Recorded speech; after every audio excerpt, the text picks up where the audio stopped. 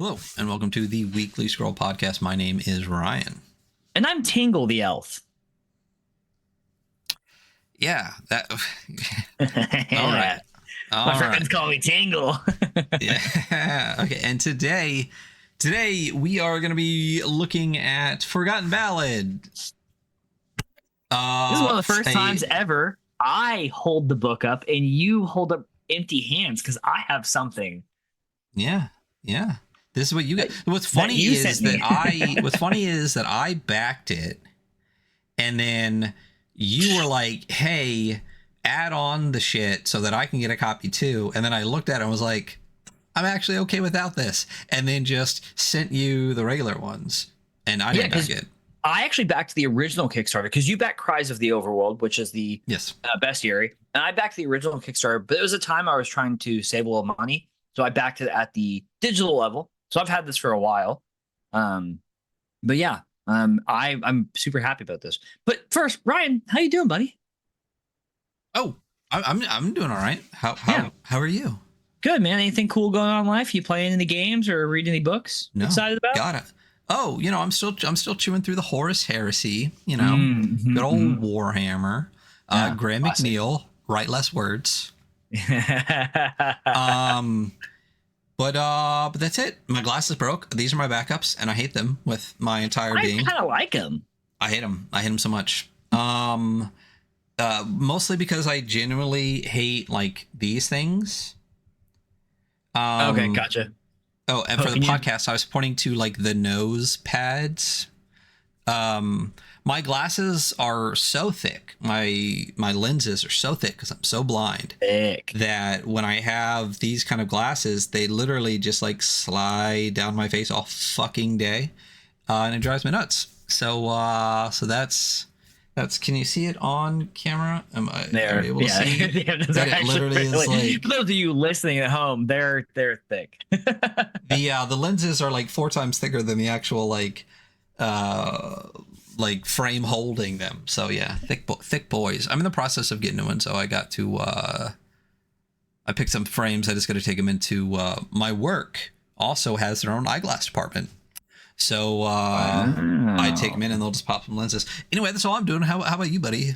Anything new or different? Good, man. I'm just working, but I have been playing a really interesting game that's tangentially related to what we talk about. I need to download and so I just want to talk about it on the show. I've been playing Scald Against the Black Priory, which is a retro RPG. It is a like a Lovecraftian horror RPG, very dark, very dreary, 8-bit music in the background.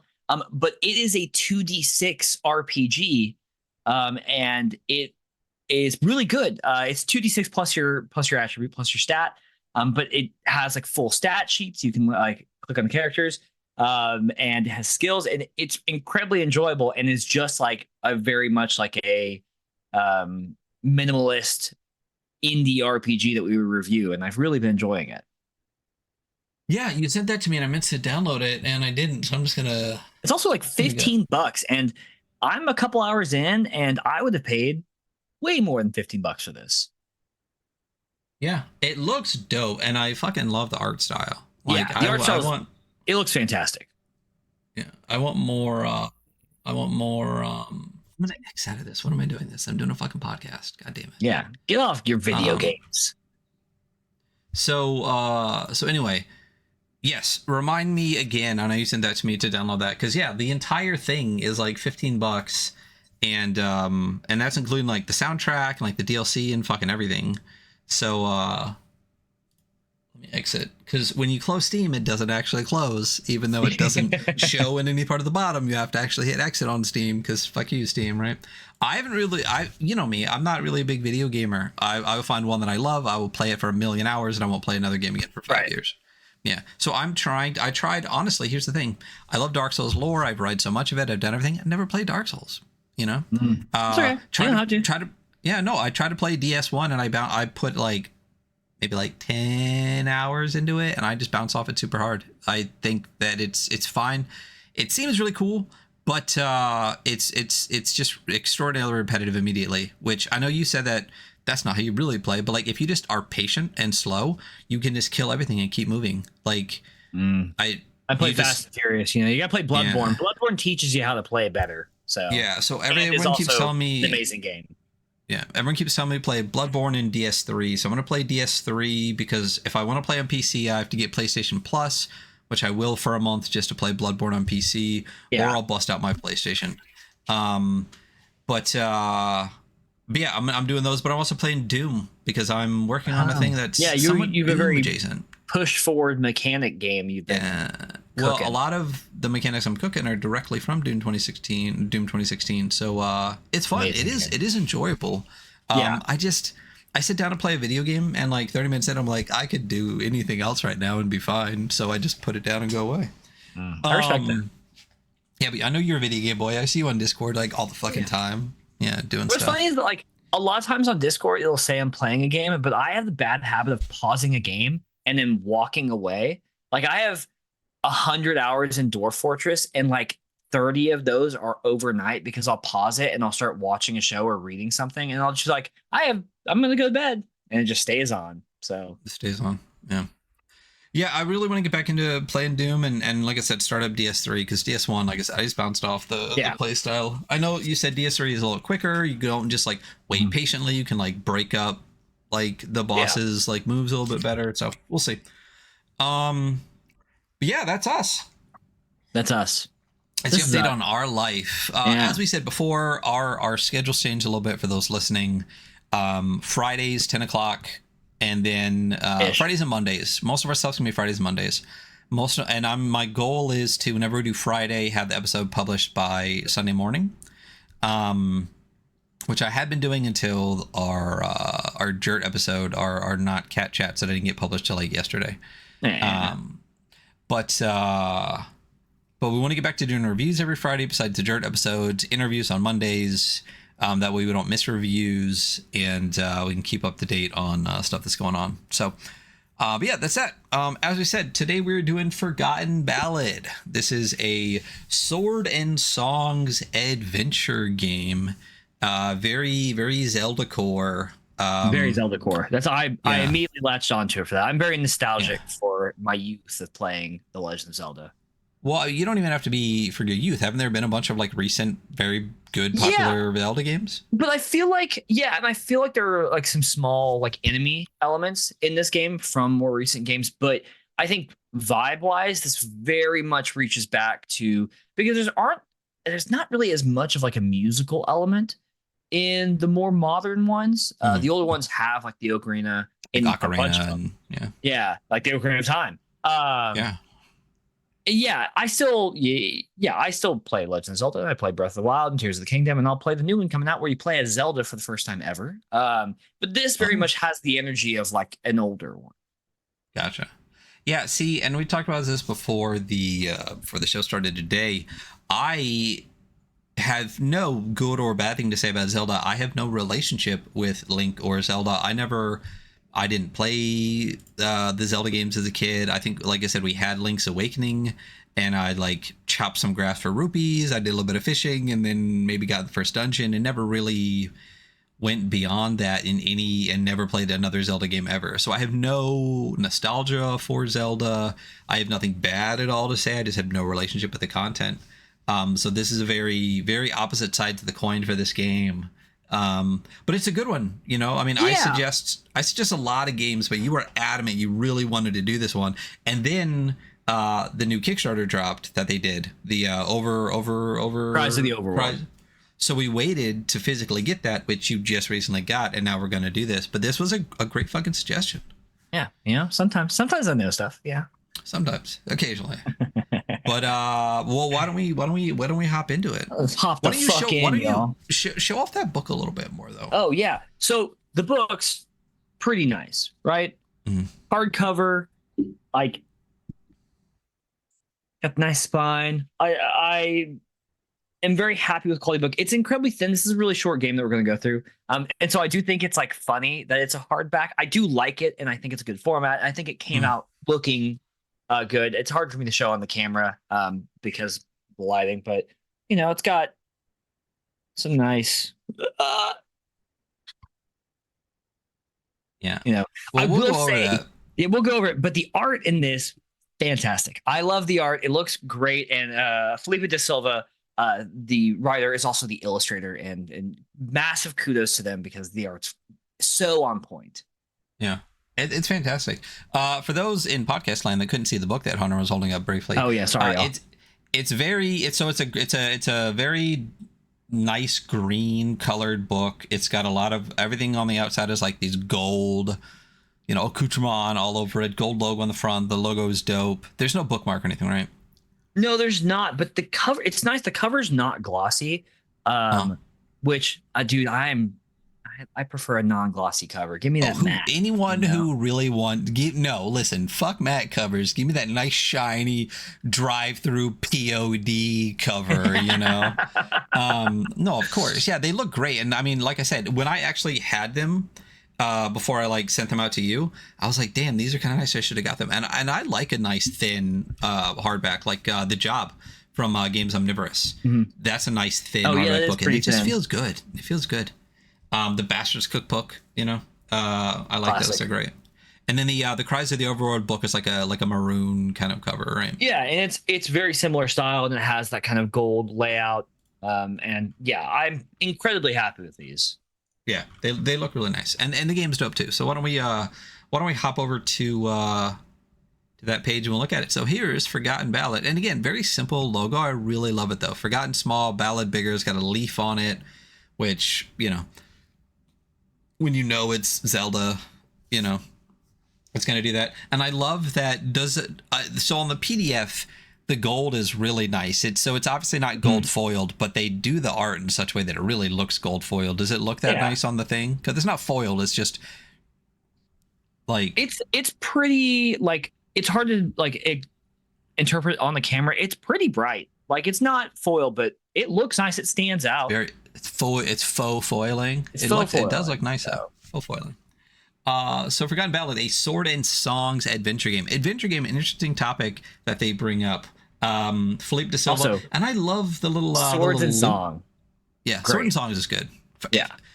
Listen, I never played Zelda, but I know enough about Zelda that I understand like all of the references in here, or at least the obvious ones. I'm sure that there's a bunch of little things you're like, that's from here, whatever.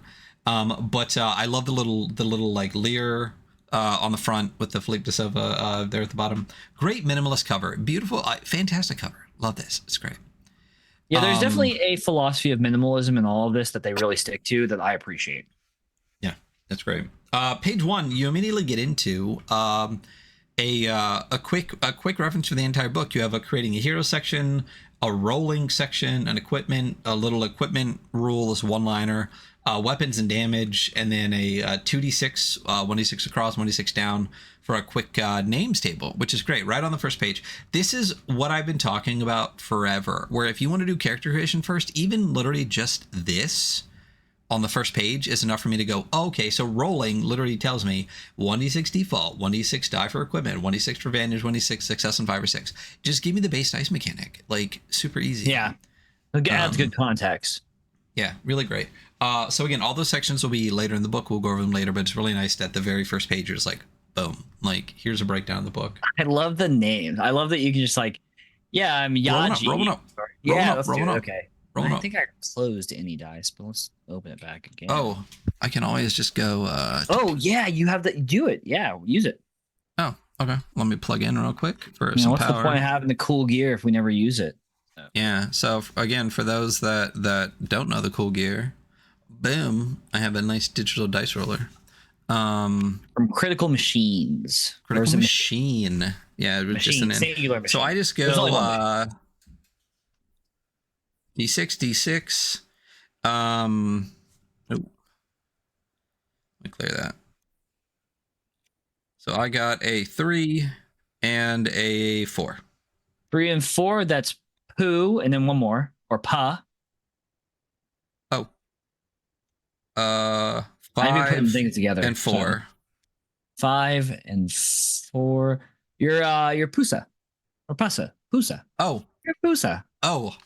Oh, am I Pusa? Yeah, Pusa. So dope. Pussy. That's how there we go. Pussy. Here we go. Yeah, but I love it. You know, it works really well, and it kind of fits in thematically to have like the simple like 2-syllable names or like 1-syllable name. They're good. Pussy. So, going into it, Forgotten Ballad, a song and sort of adventure game written, designed, illustrated by Fellipe de Silva, with writing, translation, and revision from, I think is that JP Nakashima? I believe that's a JP Nakashima. I scrolled too far forward. Yes. There is this language hieroglyphic-y situation that's behind a lot of the writing and is like like on the top and bottom of every page. That's really neat. Is that some type of? Yeah, it's very. That's actually I feel like very more modern Zelda-y, but yes, absolutely. Gotcha. And then there is this rock thing. I assume that is that an ocarina? Like what is? No, that's a thing. I don't know what it is, but it's definitely a thing. So. It's a rock thing. Okay. So kicking it off right on the early thing, it says, "Listen, kid, the enemy's power is growing again. This world has survived many calamities. Our people are few, simple, and scared. It gives us hope to see with all that courage. You can fight back if you find those relics and forgotten songs buried in old ruins. But it's dangerous to go alone. Gather your friends and take this with you." Is that a Zelda thing? It's dangerous to go alone? Oh, yeah. So in the very first Zelda, before you like head out from the castle, it says it's dangerous to go alone. Take this, and then gives you a sword. And it gives you a sword. And then the "Listen, kid" is a great reference to Navi from the Ocarina of Time, because whenever it wants to notify you, it's like, "Hey, listen!" And you're like, "Oh, fuck again." Oh, isn't that the fucking ball thing? Yeah, a little yellow fairy. So yeah. Hey, listen. Yeah, that's it's a thing. Major inspirations. Oh fuck, I forgot to read this. So major inspirations are Oil Fantasy for playstyle and guidance. And then there's the websites, oilfantasy.blogspot.com, Mouseritter for the inventory and ambiance, mouseritter.com, Cairn for guidance, cairnrpg.com, False Machine for the playstyle, and it's falsemachine.blogspot.com/2020/05/soft-ass-d soft-ass D&D, but that link doesn't take you anywhere. If you put a .html at the end of it, you'll actually get to the thing from False Machine. For those who don't know False Machine, Patrick Stewart has done a bunch of weird, crazy shit. Deep Carbon Observatory, Veins of the Earth. Let me actually show this off. And obviously, we're not talking about Sir Patrick Stewart, who plays John Luke Picard. That would be wild. Those that might have got one of these, Patrick put out their entire blog from 2011 to 2021 in a giant collected volume, which I of course have because I love their shit, because it's weird and dark and fucked up, and they have a lot of incredible opinions, whether I agree with all of them or not, about gaming, and it is a beautiful, beautiful tome. I do really love False Machine. I was really surprised to see that as an inspiration here. But what's funny is if you actually go read Soft Ass D&D, it's fucking great. And I can totally see the inspirations after reading this when I went to read Soft Ass D&D. I really wanted to read Oil Fantasy at work last night, but I got there and it is not in English. And my computer very easily translates, but my phone didn't as easily on the slow ass internet at work, so I did not get a chance to read the Oil Fantasy Manifesto. Very excited to read that, though. I need to be careful with this and put this somewhere where it's actually going to be. Just throw it, just anywhere. Absolutely not with that. Again, for those in podcast land, I held up a very giant bright orange tome for False Machine, but really cool. And then some game, The Legend of Zelda, mechanics and ambiance.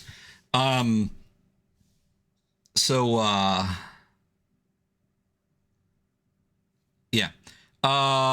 Continuing on. So table of contents. So right off the bat, let's talk about a couple of things. Websites are listed here. They are not hyperlinked out to actually go to those websites, which is kind of disappointing. We hit the table of contents, which is not hyperlinked at all. Let's check for those bookmarks. There aren't any bookmarks. Oh, no bookmarks. So complete lack of digital tools on the PDF. It is, I was going to say it's kind of short. It's still 50 plus pages. So yeah, it is kind of disappointing. Sometimes if I want to, and I actually noticed this earlier because I was rolling something up like last night. And I wanted to go straight to something. I was like, oh, I kind of gotta look through it. There's also not a silk bookmark in the book, like we said earlier. So navigate. Yeah, I mean, books in hand. It's but 48 pages. Like, it is a very thin. I agree with you. Listen, everything should have 3 bookmarks. I'm right there with you. I won't hold it that much against this one when it is an incredibly thin PDF. But it's never a bad thing to have, and the lack of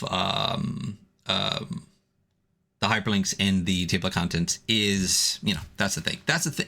That is literally one of the things we're most known for, is bitching about hyperlinks. I need to get a merch out. I talked about the merch, right? Like, I want to have like our logo on it, but like the bottom, like TTRPG podcast in like blue with like a hand over it, like it's like clicking a hyperlink. That's going to be one of our first merches, hyperlink logo merch. Yeah. So going through this, there's an About Forgotten Ballad. So I assume, and tell me if I'm wrong, that the person talking to in our chat right now might be the creator of the game. If you have a newer one, feel free to send it to us. But I do have what's called the final PDF from the Kickstarter. So do I. Yeah. But we have About Forgotten Ballad, we have principles for the guide, we have principles for players, hero creation rules, playing the songs, building dungeons, the region and the people, world inhabitants, and forest of storms. All of which comes out to, what's the total count on this? 55 pages.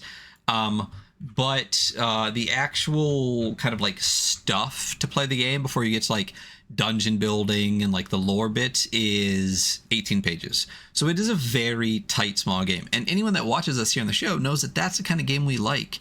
Listen, we're going to be reading a book very soon that's 404 pages long. So we will be saying some shit about that. Even though we're excited to read it, that's just not where we're at. I think we've talked about this a bunch before. Like, there are people out there that want a procedure and a crunchy thing for every possible outcome. And I think a lot of it comes down to scaffolding. It's just like, I've seen people be like, this isn't even a rule set. Like, there's nothing here. I saw people talking shit on Bastards, which again, it's not complete, but like the whole thing is like, it's enough for you to get going. Yeah, and that's the point. So people that are like rulings over rules, that doesn't make sense. Why isn't there a rule for it? Because I don't want 400 pages of fucking crunch. Like, just let me do whatever the fuck I want to do. I say all the time how much of a minimalist boy I am. Like, I mean, Bastards was my go-to forever.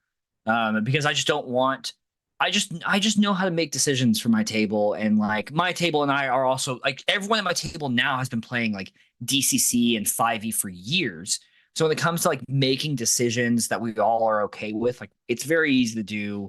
We don't want that much crunch most of the time. I prefer the minimalist approach, because if I feel like it's missing something, I just add it, Yeah. Yeah. I mean, that's the thing, is like, you don't need to do all of, here's the thing. I'm expanding my mind, and I have been for a while, right? It's like, the DMT, I'm going to start blogging at some point very soon, and I have thoughts, we'll see how it comes out. But a lot of it comes down to, like I said, is like game scaffolding. And I really want to do like a big old thing about game scaffolding, and like not only in individual games, but also in game styles and stuff like that. And how fucking dumb it is to like basically say like, this is the right way to do it, and the way you're doing it is wrong. It's just like, it's an entirely different genre of game. Like, people in the OSR saying that PBTA is wrong is literally like people doing like polka saying that metal music isn't the way to really do music. And it's like, it's not even the same genre. It has nothing to do with each other. So like, there shouldn't even be like a crossover for it. Like, it's okay when you're not the target audience for something. And I think that especially Western civilization has decided that that's not okay. That like, if you are not the target audience, that something's wrong. No, listen. As two cishet white dudes, we really are allowed to have opinions on this, right? Bro, cis? That's a slur. Bro. Fucking people. Like, fucking individualism is one of the downfalls of Western civilization. Anyway, let's get into this game. I really enjoy this game. All of that is to say, this is a very minimalist game. And aside from one little bit we're going to talk about, really, really enjoy this. So about Forgotten Ballads, I'm not going to read all of this, but it says, what is an adventure game? Which I had never really read specifically as like a separate genre, but I guess it's I get it. a thing. Yeah. I get it. Yeah, so basically it says an adventure game, players solve problems by using their imagination, similar to other TTRPGs, but the focus is much more about problem solving than on story creation, which makes sense if you're a big Zelda head, I guess, because it's a lot of puzzles and playing of the game, which totally makes sense. The game's for 2 or more people, etc., blah, blah, blah. In the Forgotten Ballad, a primordial evil has destroyed the living world many times. People are now scattered around the land, living in ruins, small villages, or cities with no contact outside their settlements. There are signs that the enemy is gathering forces again, corrupting and disturbing each region. The players are adventuring musicians in search of power in the form of knowledge of the ancients, pieces of music, history, and magic artifacts, etc., etc. This little book presents you with procedures and rules to help you live your adventure in this world of sword and song. Again, I love when people do that shit. Like when Alex had like the what was sacrifice? What did he say for that? Like the It's a incense and iron. Incense and Iron. What a fucking great. What a fucking genre title that is too. That's a great one. So it's great. But sword and song is it's great. so for evocative. This. Like you very early on get an understanding by that, like its own intended like creative subgenre. You are like, oh, okay, it already gives you a vibe to kind of start on. Some beginning context or expectation. Absolutely. And it works. It does. It really does. And again, someone who has a very minimal relationship with Zelda, like it's so obviously inspired by. And here's the thing too that I really enjoy about this game, and we'll see it more as we go through. Like, this isn't a game to emulate Zelda. It's a game that is just incredibly heavily inspired by Zelda. Could you play Link and all that through here? You could, but this game feels more like a game kind of set in a world adjacent to the world of Zelda, not like you're trying to emulate the game, which I really enjoy. I do too. It's like like the world of the Legend of Zelda, like Hyrule and all that, and all the different iterations is always so fun and like interesting, and like it's cool to have it like, oh yeah, but it's kind of like that, but there's no like great hero and there's no princess, and you're just exploring these lands, and there can be a big bad. There's some implications. The implications. I don't know what you're quoting because I've never seen it. It's Always Sunny. So don't want to go on a boat. You've never seen It's Always Sunny? No, I'm kidding. I've seen the tangent to this one. So anyway, these rules were designed for fast learning and gameplay, but don't cover all situations, etc., etc., etc. The lore in the book is meant to be subtle. It's a very like implied setting. Build it, make your own world, and I really like that. Throughout our random tables, text, and illustrations, I want to inspire you to build your own adventure world for your group. Love that. That's great. And I do believe that the author, if I'm correct, that was that they were here in chat with us, said that these words across the page are words. They're just encrypted. They said these are actually words written on those runes, kind of encrypted, of course.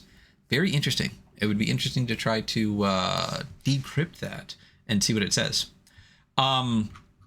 So what's interesting too is like half the beginning of this game, like the setup for the game is more pages than the actual like rules of the game and stuff. I think it makes sense for this. You're creating expectations. You're letting everyone know where you should try to stand as you play this. As we're going to do principles for the guide and then principles for the player afterwards, and it really helps like paint a picture of like what you're supposed to do. You don't need a lot of mechanics for this. This isn't really about the mechanics. This is about the adventure. And I love that. And honestly, when the section coming up, I would pull out and bring to any session for like any kind of game. So it talks about game dynamic and keeping it safe. So the game dynamic basically says it's conversation between players and the guide. Boom, there you go. Keep it safe. Use safety tools. That's it. There's a little kind of breakdown of the game, like a what am I trying to think of? Example of play kind of thing, where it talks about the conversation. They reiterate over and over again, like having a conversation. So guide says this, player says that, guide says this. Read it. It's good. It's a good little thing. I do love. So let's talk about the layout real quick. Background is super white. Totally fine. I wouldn't mind if it was like slightly less white. Yeah. But I think the body font is incredibly readable. I really enjoy the header fonts. I think that it's a fancy but readable font, super cute. The entire thing is very much green. The runes across the top are all green, that are a light green. The headers are all a dark green, and these kind of like side boxes, instructions and things like that are in like a light green as well. So very much a green but consistent throughout the game, and I think even most of the art has like a mostly green overtones. We'll get to. It's very like nature forward. It has that fairies in the woods type of vibe.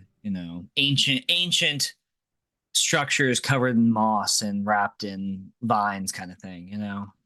Very much so. Even these little symbol headers I really enjoy. This like mountains in the clouds with like the sun, coming up behind it. Really great. So there's a section here on principles for the guide and principles for the players. These are fantastic. They're fantastic. Yeah, they're really good. They're great. They're great. I mean, again, so inspired by, I haven't had a chance to read the oil manifesto.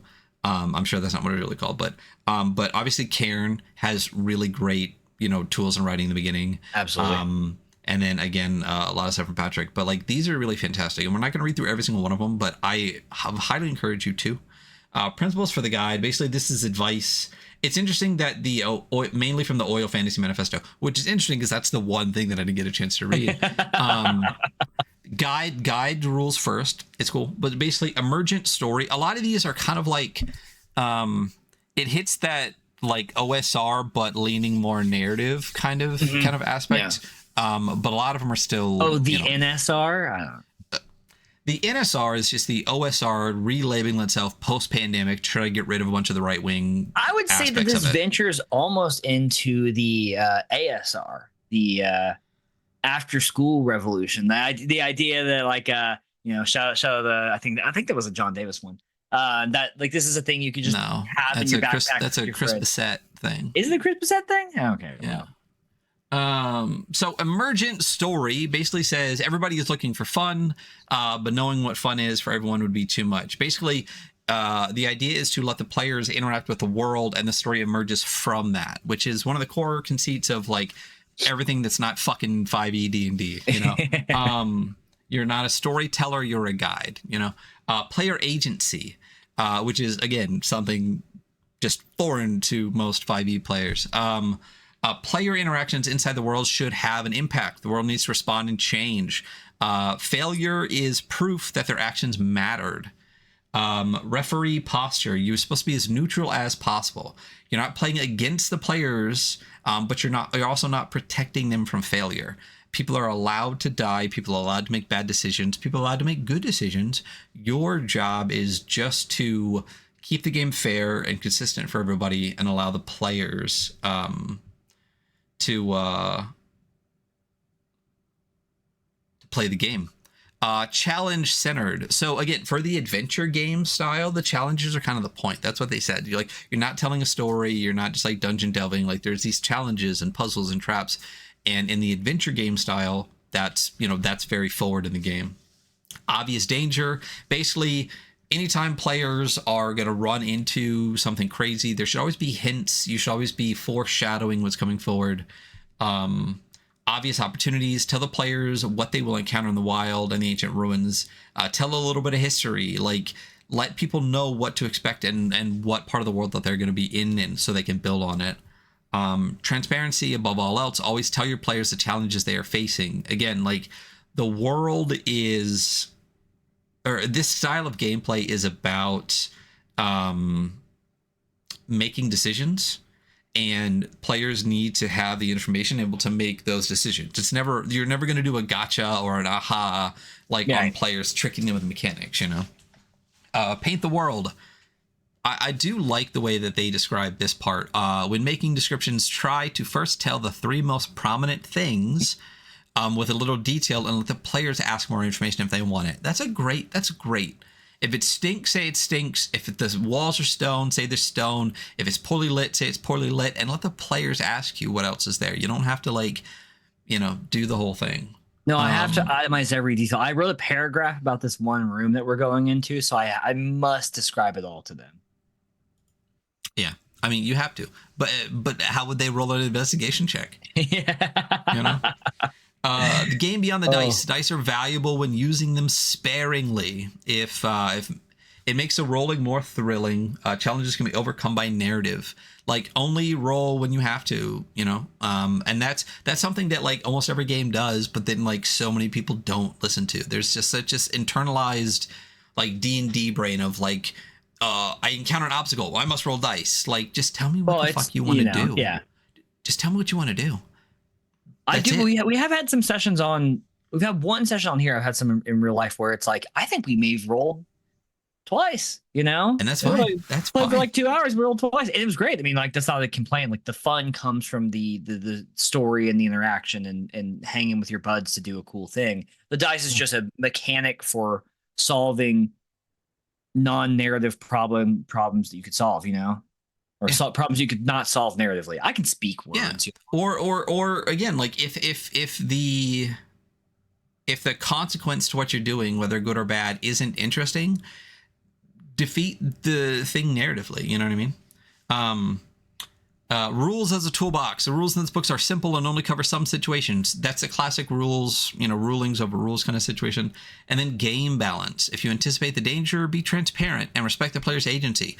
Game balance doesn't really exist. Like if a level 1 party runs into a dragon, they should run away, and they should know that they should run away, right? Yeah. But like I've literally played with like level 1 people. This is I don't know why I'm so against. I was even talking earlier about being like more open to different styles, but like I've had like a level 1 party run into a dragon, literally designed to make them run away, and they fought to the death, and we're like, why did we die? And it's like, you was a fucking dragon. I don't understand. Yeah. You have 4 hit points. Referencing kind of what this game is very inspired by, in Breath of the Wild and Tears of the Kingdom, sometimes you'll come across like incredibly intimidating looking monsters. Like there's the Lionels or Lionels. They're just big like centaur lions, and they'll just be in a massive open field. And you look at them and you're like, I don't think that I'm ready for this interaction. Like it's clearly telegraphed. Like they're in a big open field. They're in a battleground essentially, and they're standing in the center as a challenge. Like, if you're going to go in, it's probably going to be difficult. Yeah. At best. At best.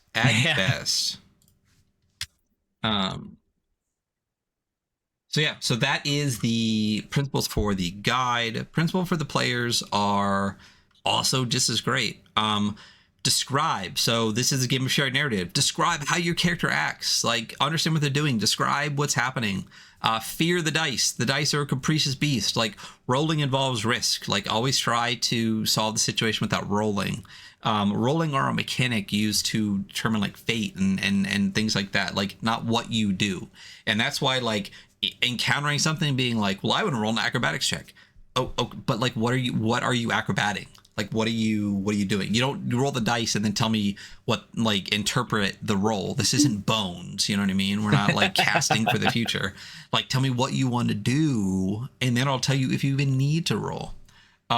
Be free to use your head. Your character sheet only has a few things on it. I love this. Like, people that are like so worried about the immersion that player knowledge is character knowledge. Who gives a shit? Yeah. Like, who cares? Like, my immersion would be broken the second someone pulls out dice, because I'm not really in this like quasi-Western medieval world with the sword. Oh no, like, come on.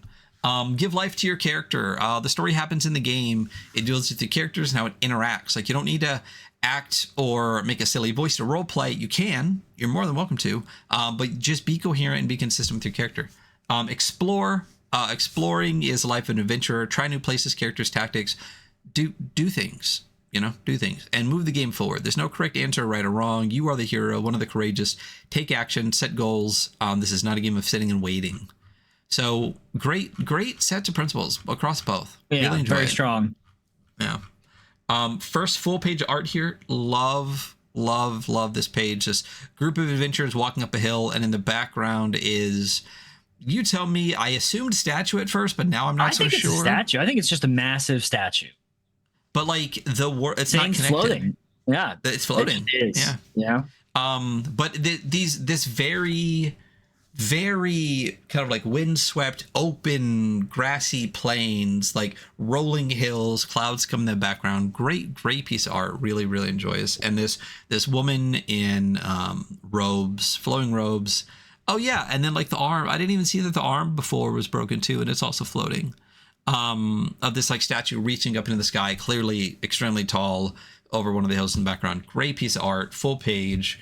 I know this is random, but I love the kind of like inky like frame that was put on, and how it like breaks down into like the rocks and stuff at the bottom, as opposed to just being a pure square. I really enjoyed the way it's set on the page here. All the art's very satisfying to look at. Hero creation. I will say, before you get into this is one of the pages. This is like one of the only pages that kind of tweaks me a tiny bit, just because of how much open space is at the top. Yeah. It actually finishes at the bottom of the page, but the top has just like, it's almost like, it bothered me less if they just centered it up a little bit more. That's what I'm saying, because if it would be worse. This is better than if the bottom was just like giant open, because it would feel empty. I agree. If it was a giant empty space at the bottom, I'd hate it.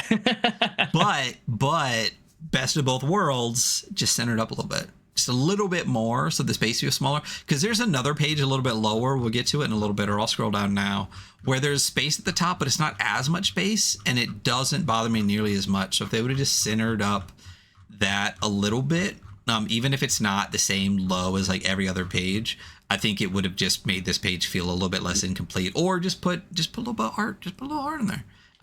Page 12. You're the illustrator. You're paying yourself to do as much art as you want. You know. So tell me about hero creation. Yeah. So your hero. So you're musician. Your hero. First off, we have the best thing to ever have in any character creation, which is a numbered list of steps. We love that. Always do it. It always works. It's great. Yeah, you're a brave one. You left your village in search of the ancient songs with the courage to face the wilds, the enemy, and help your people. Follow the steps below to create your character in Forgotten Ballad. So let's choose a background for the background table. Choose an instrument, a parting gift from your village. Choose something you're carrying in a bottle. Classic. Gotta have the fairy in the bottle. Mark 3 hearts. All adventurers have humble beginnings. Optionally, choose a weapon. Those are rare to find. 6, describe what your hero looks like. And 7, give them a name and pronoun. The ones that people will sing in the future.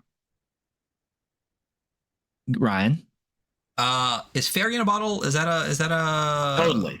It's okay. Yeah. What is that? What is that in the world of Zelda? You can either use a fairy to heal several hearts, or if you get knocked to 0 hearts left and you have fairy in the bottle, you revive back. Okay. Yeah. There's a fairy in a bottle thing later in here too. Okay. Cool. I love this. Yeah. So optional rule up in this top right in a green little bubble. Love the green bubbles used throughout this. They're used appropriately. They're not overused, which is amazing, and they draw your eye. It's perfect.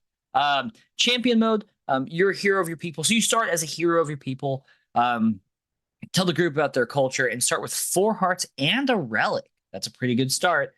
Cool option to have. Moving on to backgrounds. Every hero had an occupation before they were a hero, obviously. You got to. A hero's origin determines their knowledge and ability. The players and the guide must decide what a hero's origin can help in tests and situations. The player can choose the hero's background or roll it on the background table. We are a rolling podcast here. We will always roll. So we're gonna. So I beat you to it. Oh, well, I'm gonna do one too. No, just me. So I rolled a 6 and a 4, so I got an heir. I start with fine clothes and 2d6 coins. I'm a rich boy. 2. Oh, I got a 2 and a 2. So I got merchant. I get to choose 2. I'm gonna pick a different one. I don't feel like choosing 2 items. I don't want to do that. I got a 5 and a 5. What? Why am I doubling up here so much? Wanderer, a bug collection, and a rope. Bug collection and rope. Great. I love Dope. this. It's very Dope. like Yeah. I always hold back from describing things as cute because I'm not trying to like. I think people take that as like a negative thing, like, oh, it's cute, but like, dude, this is super cute. You know, like It's I adorable. love It's adorable. It's adorable. As it's to say is cute without sounding so cute. Adorable. Yeah.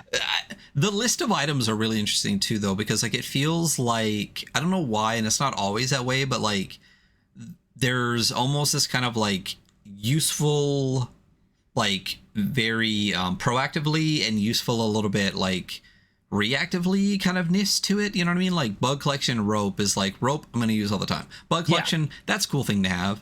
But like if you look at like walking stick and dog, same kind of thing. Like walking stick you use all the time. The dog is a cool thing to have. Like, you know, they're not always, but it seems like through some of them there really was that kind of like thought of like, you know, kind of like a primary item and secondary item aspect to it. I agree. Someone who was writing this was paying attention to what they're doing. Grave digger obviously is what I would pick first. Shovel and a candle. Yeah, of course. You know? Because even in a light-hearted, adorable, fanciful game, you're going to be the sad boy. So moving on to rules. Okay. Mr. probably Arcanist, Shaman, or Fortune Teller. Like, you know, Arcanist, you just get the what? You start with an ancient song. I don't know which one's Fortune Teller. What do you start with Fortune Teller? Broken crystal ball cards. Oh, that's sick. You still have the broken crystal ball. Off. Like, listen, just because we're completely pegged and who we are, we've accepted it. You know. Yeah, that's fine. I'm a mystical magic boy, and I'm good with that. So rules. In this game, the conversation is the main mechanic. You always start with the fiction created by the group.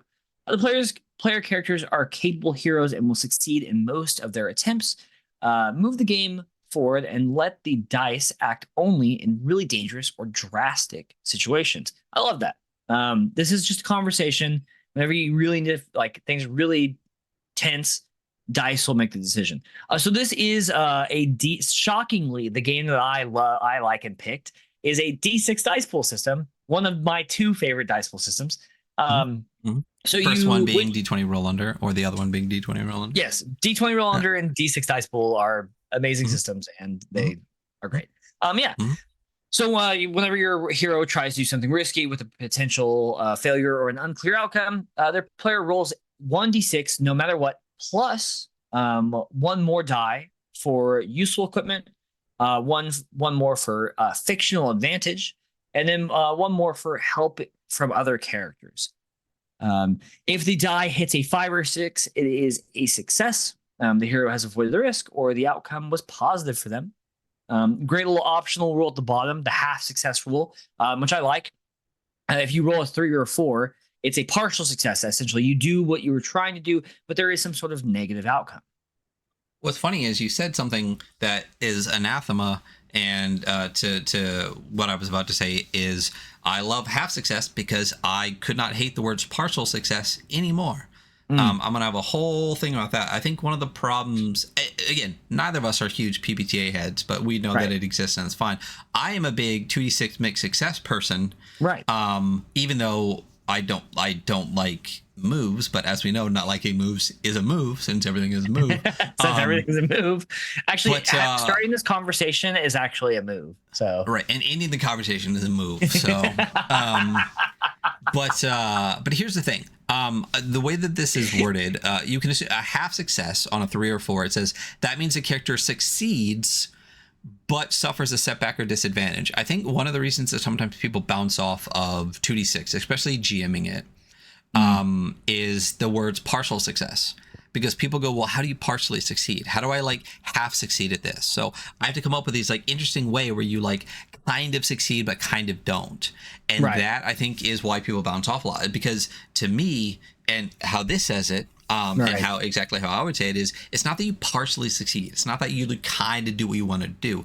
It's you succeed, but there's a consequence to that action too, as opposed to just succeeding. So using words like half success or mixed success are what I prefer, and I love that they worded it that way here, and then specifically described it as you succeed, comma, but you suffer a setback or disadvantage. It's such a good way to to write that, as opposed to like partial success, where again people feel like, how do you partially succeed? Like, Yeah, it's much more of a clear descriptor than it's a lot less foggy. Yeah, absolutely. It feels easy to implement, even in a game that is this lightweight.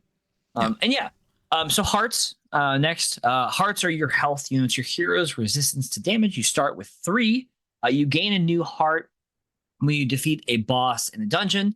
You can also gain a new heart by helping people around the world, and you can recover lost hearts by taking some time to rest and eat. Love that. You just by helping, be a helpful guy, be a nice dude. You're a nice guy. Get more health. It's interesting. I think the original version of this, which I don't have super internalized, is the Legend of the Forgotten Ballad, which was a pamphlet minimalist game. I think in that one, originally it was you got like a quarter or half a heart for helping people. And I remember reading that and being like, I don't really want to track that. So this being just like, oh yeah, you just get a heart for helping. I'm like, way easier. That's great. It also feels more meaningful, and I like you. That's the kind of what you want for this. All the in like the Legend of Zelda, and many of them, when you do those like side quests for people where you help them out, it feels very meaningful. So this is nice.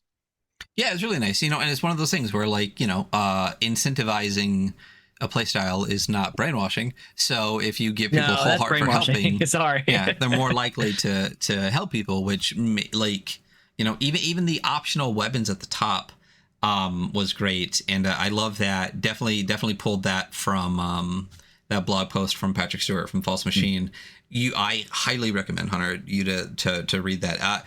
It is fantastic. Okay, cool. I will. Yeah. Equipment. Can I do? I love a good inventory system. I'm gonna do it. Go for it, buddy. All right. It's all you. I don't know why, but I love a good inventory system. I love this. So equipment. A hero is what they carry. It allows you to fight soft. So again, because the core mechanic of the game is like roll dice and you get additional dice for like useful equipment. Equipment is a huge part of the game. Yeah. So massively inventory. Helpful. Yeah. Inventory is super simple. You get 12 items, 6 equipped, 6 either in belts or backpack or whatever, and you're limited to any more than that, and you can't like run quick or move. The only thing I will say is like, I love how light this is, but also like there's not really like an action economy described in combat or whatever. So it's like, if something is equipped or in a backpack, I wouldn't have minded like the thought of like, what does it look like to need to take something out of a backpack? Like, does that matter? I guess like I don't even need like necessarily like give me the rule for that, but like, does it matter? Like in combat, if it's on your belt, is that any different than having it equipped? If it's in your backpack, is that any different? Is there more you have to do for it or not? Don't know. Obviously you can make it up yourself. That is kind of one of the rules where I'm like, I wouldn't mind the thought from the creator on that one.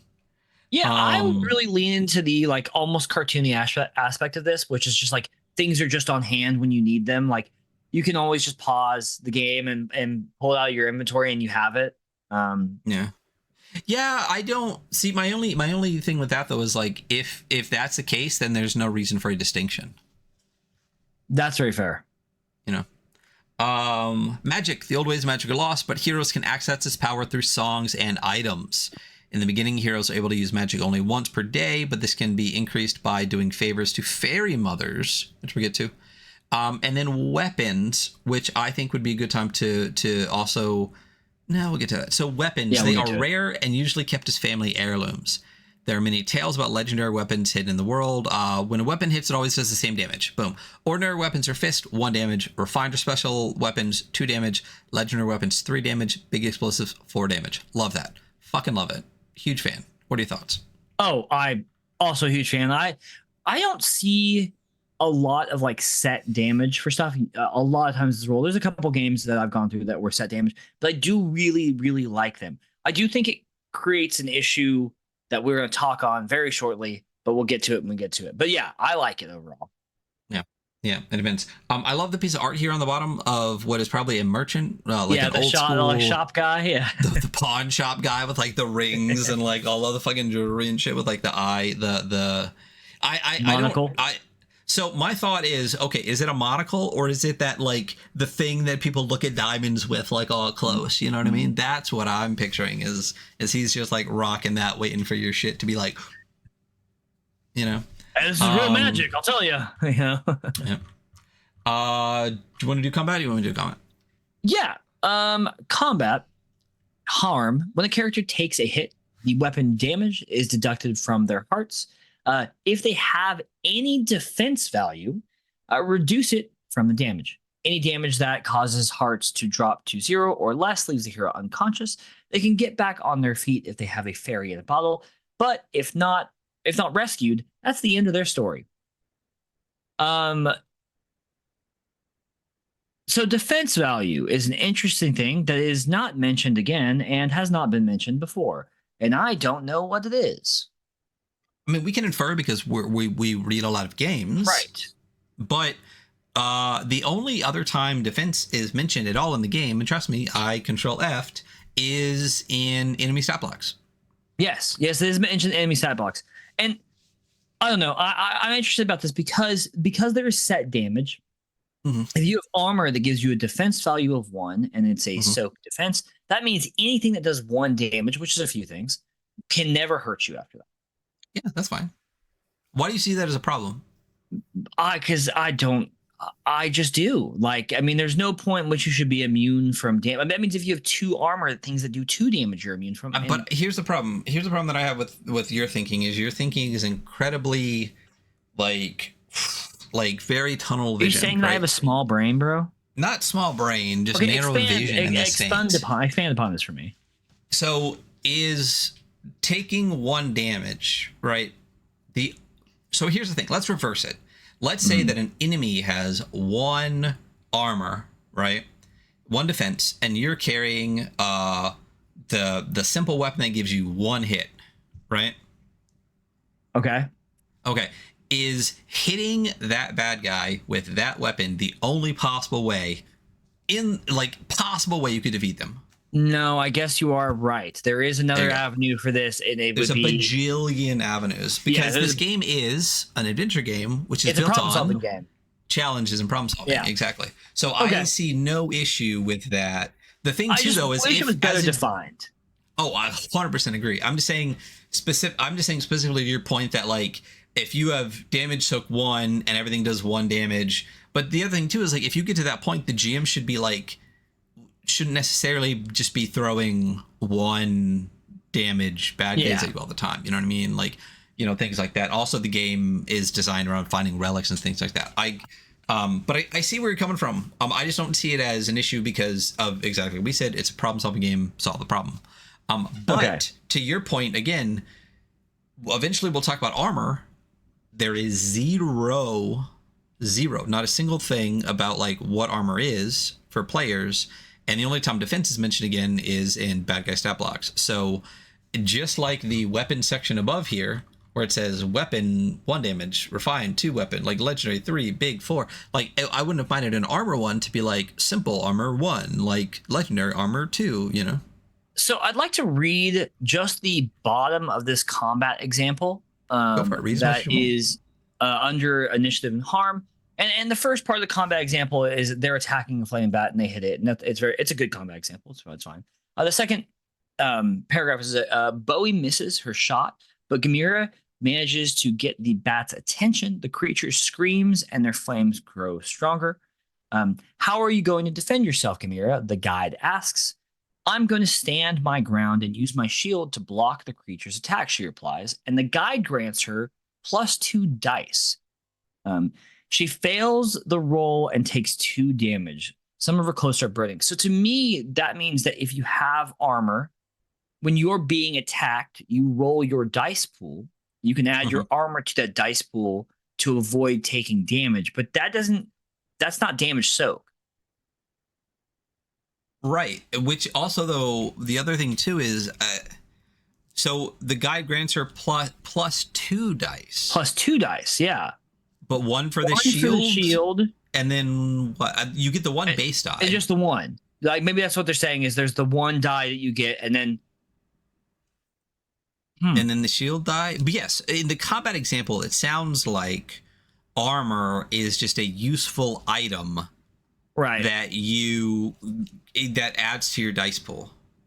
But if that's the case, what is the like, there is no defense value thing that would make any sense as far as the players go. And that's fine, because combat could be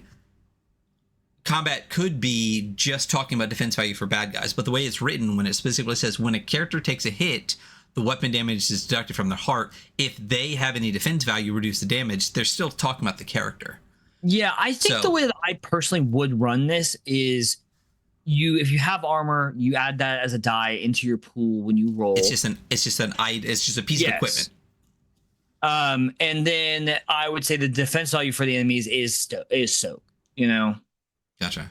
Well, we do have the creator in chat, so we can ask, and this is one of the reasons we still stream live. Like, people ask us sometimes, like, why we still do this. One, it's so that we have a time frame, so we would talk forever if we didn't. But two, is the occasional time where we get the creator in chat, which is really nice.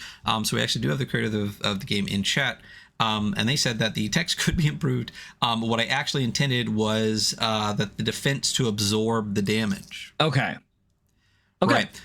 So in that case, then armor would be soak, but there's no explanation of that in this. And based on the common example, like you said, it does specifically seem to say that it is a piece of equipment. So that means basically there a whole errata for like how armor and defense works should be a thing.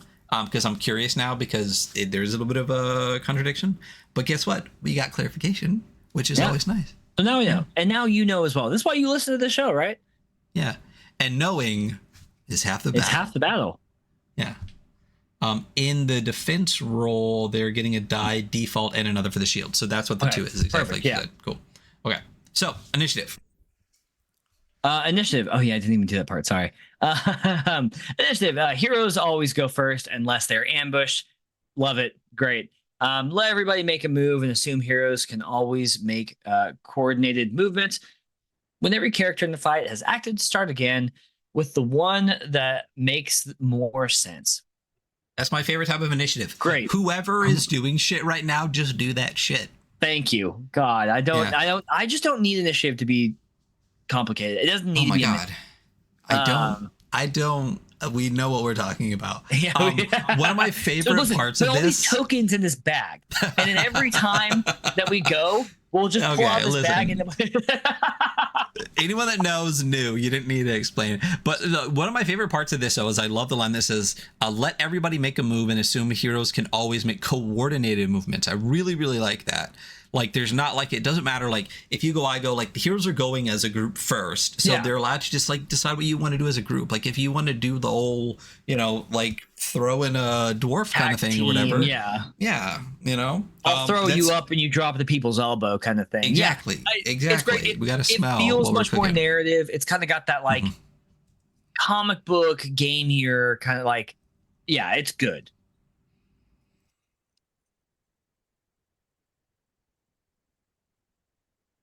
Moving. Yeah. Oh, talk to me about the songs, because this is where it starts to lose me a bit, because I know, like you said, that the early Zelda stuff was incredibly music oriented, correct? Yeah. Yeah. You're learning songs that do stuff to solve problems. And it's great. And this is good. And I like this. When in Zelda lore did they shift away from music? Like at what game stage? I feel like I don't remember Twilight Princess having a lot of music, and I did not play Skyward Sword, although I hear it was really good, so I can't speak to the musical aspect of that. But I think in the later like big title Zeldas, I know a lot of the Game Boy or DS ones still kind of have like a musical element to them, but I don't have Nintendo DS, and I never have, so I missed a lot of those.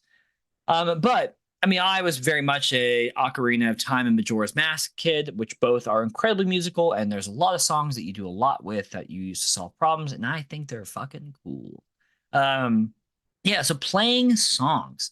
There are only 6 notes in the world, obviously, and each correspond to one of the die's faces. When heroes try to play a magic song, each player rolls 3 dice, plus 1 die for each other person playing. So that's 4 for 1 player, 5 for 2 players, and so on. And the results must have at least one number corresponding to each music note. You can distribute the dice to the players involved to represent their respective parts in the tune. Love that. Think it's cool. You're just putting a little together, a little, your band's jam.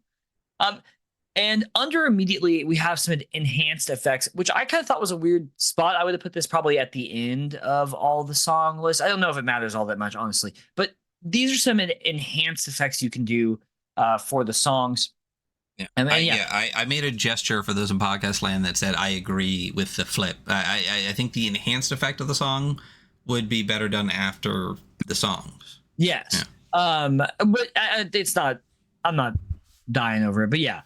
So basically, if you roll in certain ways, you can create enhanced effects to your song. It kind of is contingent upon you must succeed on playing the song, which that makes sense. And the results are required by the method. So the first one of those being solo. If one hero alone rolls all the notes of the song, they can choose the duration of the tune. Pretty cool. Which one's your favorite? There's 6 here. Which one's your favorite? Oh. Solo, improvisation, bridge, fake and lick response. We don't need to read all of them, but which one's your favorite? I think improvisation, because you can change one verb in the song's description, which I'm like, love that. Oh, that's actually potentially huge. Like a really big deal. Huge. Yeah, huge. What about you? Did you have one? I really liked improvisation. I thought that was really interesting, but even like I don't want to pick that one because you just did. I mean, I think fake end is interesting. If all players roll the same number, they can choose to trigger the song's effects at another moment of the same day. So like you get to trigger it again, which is cool. Just keep it in the back pocket. Yeah, that's pretty cool. Yeah. Great little graphic here at the bottom. Another musical instrument like laying the grass. Like even something like just a little graphic like this just fills so much of the page. It's so beautiful. And then there's the songbook, which is easily hackable, I believe. I'm pretty sure not every single combination of 3d6 is taken. So talk me through again real quick, because I read this twice. Playing a song. Say there's the guide and 3 of us. Walk me through how we. So there's a guide, so it's 4 plus 3 dice. So you roll 7 dice, right? Wait. There's a guide and then there's 3 of us. Oh yeah, there's 3 players, right? Okay. Yes. Right. So you roll 3 dice plus 1 for each player. So 6 dice. 6 dice. Okay. All right. You roll 6 dice, and you pick from those to put together the notes required to play one of these songs, is my understanding. Now, do we have to have collected the song first? I'm going to go with yes. So we need to have collected the song, and we're actually trying to actively cast the song we're trying for. Yeah, it says in here that magic is a gift from fairy mothers, and I would also probably put it as like a thing you can discover. I would dress my world up with this. This would be discoverable, you know? Okay. I might give them 1 to start, you know? Yeah. Well, yeah. Well, especially if you make Arcanist, you get an ancient song to start with or whatever. Yeah. So basically, say we find, what's your favorite song on here? Oh, I don't know that I have. I think Storm's Fanfare is one of my favorites, but only because I loved the song of Storms in Ocarina of Time. You know, just because you can make it rain. So what about Beat Off Self? Beat Off Self.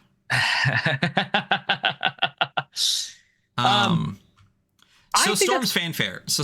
Say we found Storm's Fanfare. Okay. Right. So walk me through. Let's cast Storm's Fanfare. Okay. We roll our dice. Okay. We needed 2 3s and a 6. Okay. Wait. Let's do. What's that? 66. Yeah, 66. Okay. You keep track of this. 6, 3, 6, 4, 1, 5. So we can't play Storm's Fanfare. Oh, so I got a 6 and a 3, but I didn't get the other 3, so we failed at the casting. Yes. Okay. All right. So you just played a little chunk. Yeah. So we were like rocking out, but someone like hit like a bring, like, you know, and just failed at the casting. Dope. You got it. That's so cool. Yeah. That's so hackable. Yeah. Yes. It's really, this is incredibly hackable. You could really make your own magic system or even other kind of skill systems by doing this.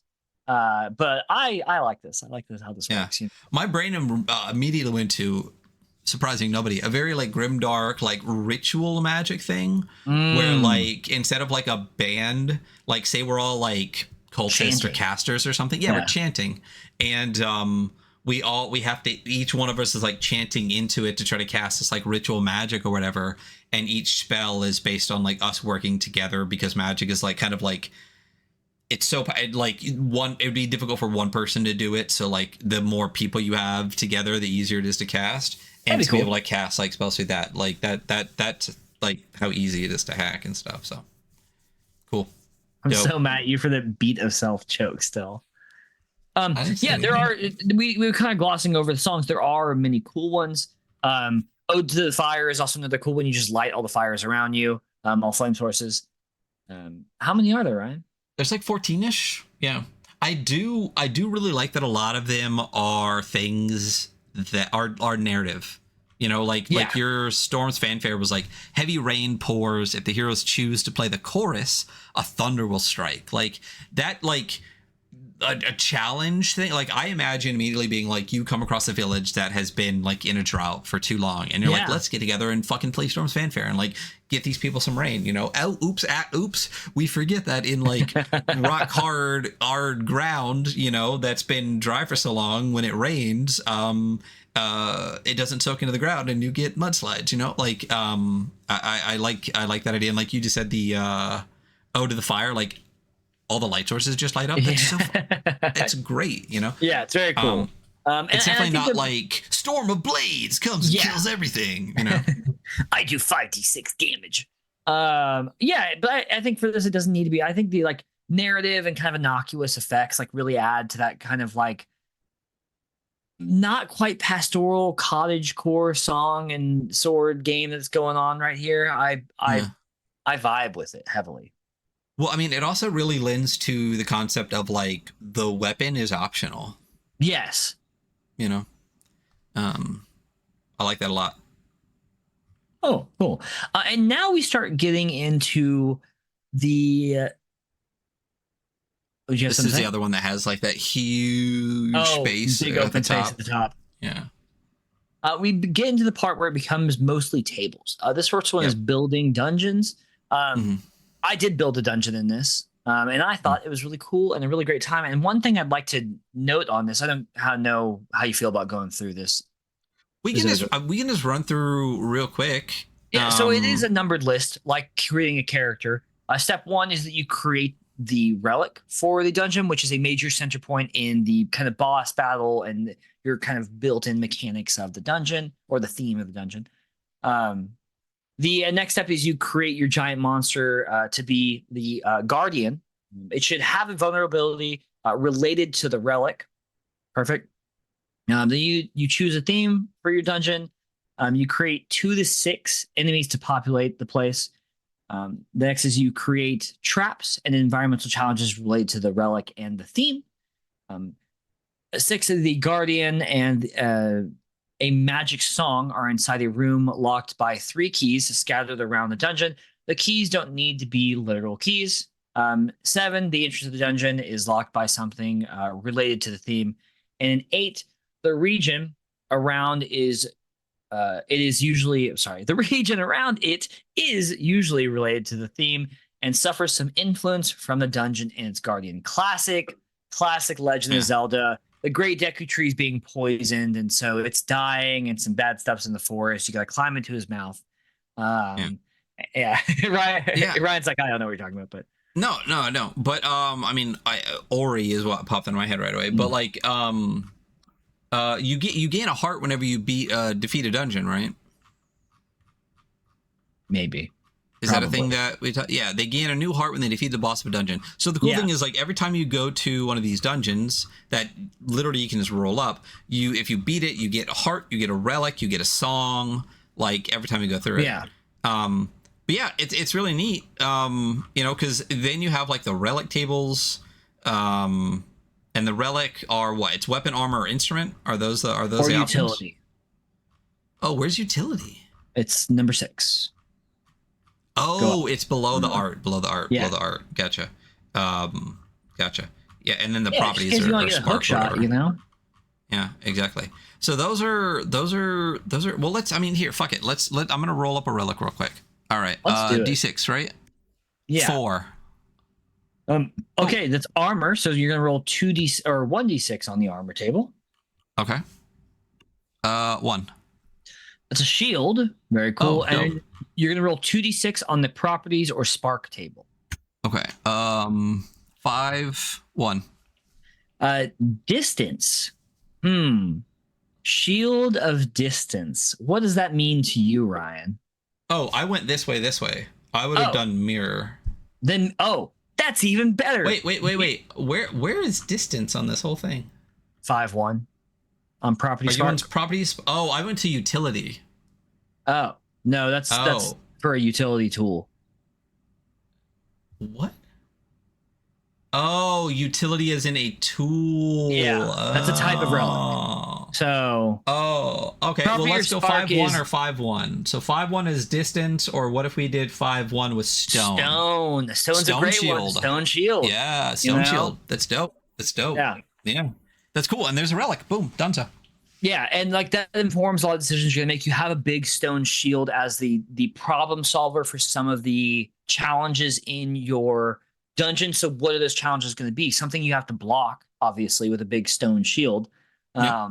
But as you like roll for theme and guardian, you start to you can really figure out what you're gonna do. Like for this one, I feel like a guardian, like the guardian that charges at you and hits your stone shield, and that knocks that to its side, so it lays on its belly, and then you can attack its belly. That's probably how I would start building this one. I'd probably build from guardian down. But yeah, really cool. A lot of great inspiration in all these tables. And they're all great. But the dungeon section has a really interesting mapping tool. So the layout, you're going to draw a 6x6 matrix, and you're going to roll 2d6 and mark the corresponding cell, much like these tables are actually 2d6 matrix. There's an X and Y axis, essentially. Of course, my cell, 1 die for the column, the other die for the row. Each cell is a corridor or room of the dungeon. Repeat and connect the cells as you like. Really simple mapping tool. And I like it. I love this little way to generate a layout to a dungeon. It's super quick. I really like it. And you know me, that everything is 6s, so I want to keep everything 6s, right?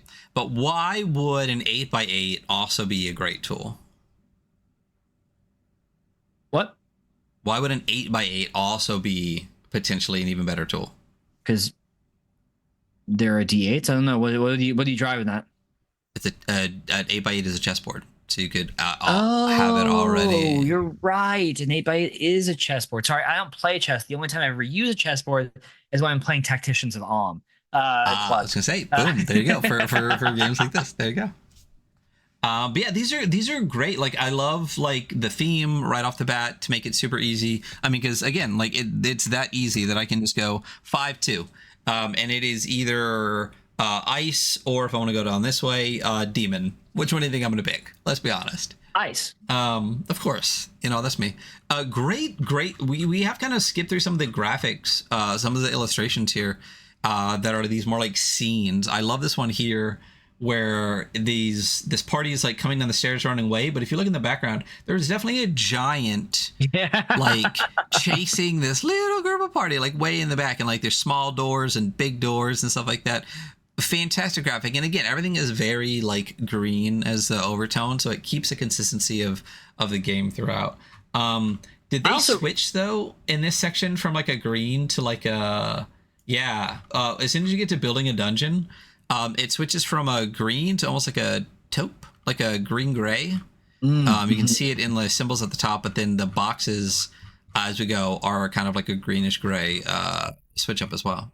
I do love all the icons on top of the different sections as well. They really, there's a lot of stuff that kind of dresses up a lot of this in a very effective way. Yeah, and they look very watercolor done, the dungeon door, the rest of it. The dungeon rooms being just a door. They are fantastic icons. And I really like this map on page 27. I don't know if Oh, I've yeah. ever seen where they do this kind of like the door on both sides, and it kind of like leans in a little bit. I don't know why I didn't really think about that, but that's great because you can see like the walls around all four. You know what I mean? Yeah, it's interesting. It's almost like a top-down isometric angle, kind of like not really, but like the way the walls Yeah, kind of because lean, you can see both sides. You know? yeah, it slopes in. Oh, the book has no magenta on the color compositions. Well, I mean, there you go. That makes sense. Yeah, Yeah, it's very readable. I do like this. You understand what the map looks. Yeah, it's great. The art's yeah. great. Dude, the graphic on page 28, where it's like Oh, this dude, gorgeous I love waterfall. this little Oh, town with the big skull. Oh, dude, very this Breath of the Wild, Tears of the Kingdom core. so good. I love just a little dock into like the water here, but yeah, the skull that clearly was like a cyclops eye with like a horn sticking out of its head. So Brian, good. do you have a Nintendo Switch? No, I don't even know what a Nintendo Switch looks like. I thought you wanted a DS. No, I mean that was like I'm saying like that was DS is like 10 years ago, 15 years ago now. Nintendo Switch. Oh, with the handles. No, bro, we talked about how I play one game ever. I Yeah, definitely. I guess we start with that. I was saying Breath of the Wild, Tears of the Kingdom's good and everyone really loves it, but for me personally, Breath of the Wild was perfect.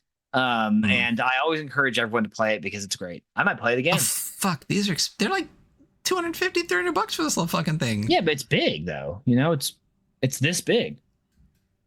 Yeah, but like I have a TV. Yeah, but you can slot it onto it and it goes into your TV. It has a dock.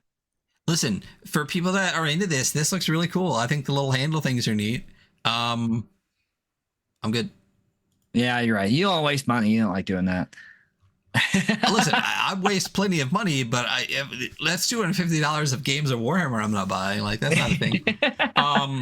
A whole section on regions and its people. Is there anything about the regions or people that you really want to go over? This is more just like these are more role tables for like settlements and regions and weather and like I mean the vast majority of this book probably how much it is, when does this start? Like the vast majority of this book is like role tables for building your world, building your dungeons, building everything, which really does lend itself to. So we're from page 19 to 55.